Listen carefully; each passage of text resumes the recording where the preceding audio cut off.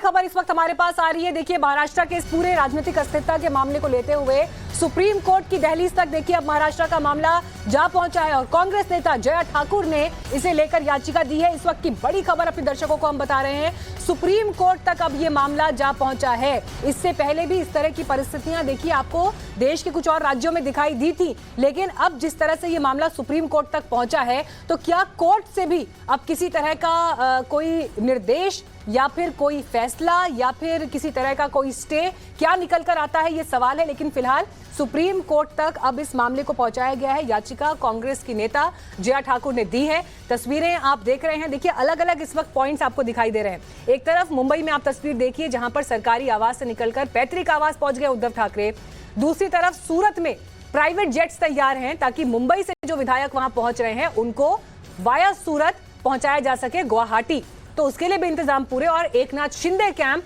लगातार मजबूत होता हुआ दिखाई दे रहा है और शिवसेना के अस्तित्व पर इस वक्त सबसे बड़ा संकट दिखाई दे रहा है, क्योंकि बात अब महाराष्ट्र की सत्ता से भी आगे बढ़कर शिवसेना एज ए पार्टी उसके अस्तित्व पर सवाल खड़ा हो गया है। और सवाल इस वक्त यही है कि अब आखिर असली शिवसेना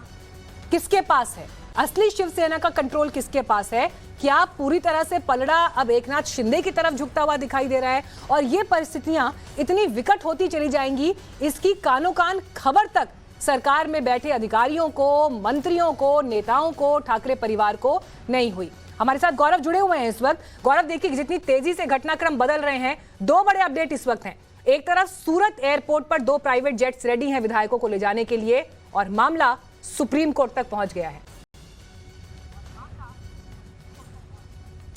बिल्कुल, देखिए मातोश्री जो है उद्धव ठाकरे जो हैं वो पहुंच रहे हैं और दूसरी तरफ सुप्रीम कोर्ट में मध्य प्रदेश के कांग्रेस की एक नेता जया ठाकुर है, उनकी तरफ से याचिका लगाई गई है और उनकी तरफ से ये कहा गया है कि जिस तरीके से 10th शेड्यूल का दुरुपयोग हो रहा है और तमाम विधायक जो हैं वो सरकार गिराने के लिए इस्तीफा दे देते हैं या फिर